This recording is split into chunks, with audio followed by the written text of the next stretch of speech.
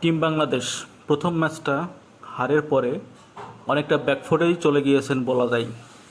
দ্বিতীয় ম্যাচ শুরু হওয়ার আগে বেশ আঁটঘাট বেঁধে পরিকল্পনা করেই তারা মাঠে নামার সিদ্ধান্ত নিয়েছেন। তারই ফলশ্রুতিতে দ্বিতীয় ম্যাচের আগে অনুশীলন সেশন শুরু করেছে টিম বাংলাদেশ।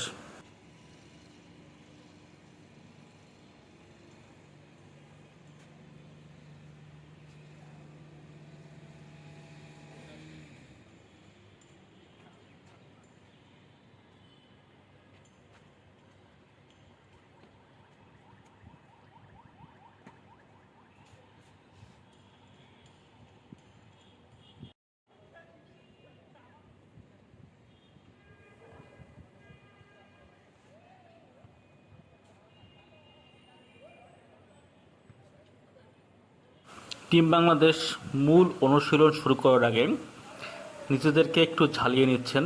সবাই গোল করে দাঁড়িয়ে ফুটবল দিয়ে, মাথায় কিক দিয়ে তারা ফুটবল খেলছেন। যাদের কাছ থেকে ফুটবলটা মিস হবে, সেই তিনজন প্লেয়ারকে বারবার করে পুশ আপ দিতে হবে। এই হচ্ছে শাস্তি। এভাবেই চলছে খেলা। ওই পাশে তিনজনের কাছ থেকে মিসিং হয়েছে বল, এই জন্য তাদেরকে পুশ আপ দেওয়া লাগছে।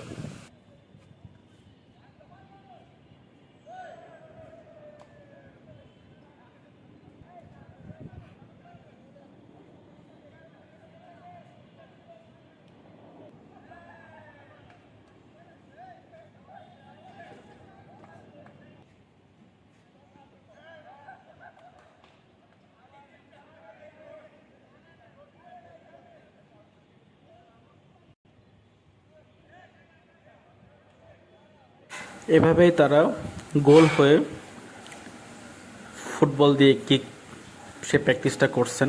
এটা মূলত খেলা শুরু হওয়ার আগে মূল যে প্র্যাকটিসগুলো হয়, যেমন ব্যাটিং করা, বোলিং করা এবং ফিল্ডিং করা, উইকেট কিপিং করা, সেই প্র্যাকটিসগুলোর আগে তারা এরকম বিভিন্ন রকম ছোটোখাটো সম্মিলিতভাবে গেম খেলে।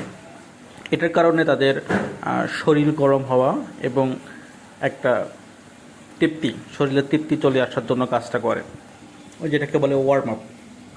এরপরে তারা মূল প্র্যাকটিস সেশন শুরু করবে, ব্যাটিং, বোলিং এবং ফিল্ডিং।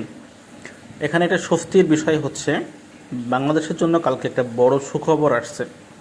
কালকে এবং প্রথম ম্যাচে যে বোলিংগুলো আমরা দেখেছিলাম, সেখানে বোলিংটা ছিল বেশ খরচে, কিন্তু বাংলাদেশের মেইন বোলিং মুস্তাফিজুর রহমান, তাকে কামব্যাক করানো হয়েছে এবং দ্বিতীয় ম্যাচে আমরা হয়তো তাকে দেখতে পাবো।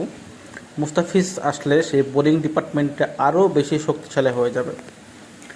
এখন আপনারা একটু কমেন্ট করে জানান প্রিয় শ্রোতা বন্ধু, যে মুস্তাফিজকে আসলেই টিমে দরকার কিনা, মুস্তাফিজ আসলে কেমন হবে, মুস্তাফিজকে আপনারা টিমে চান কিনা।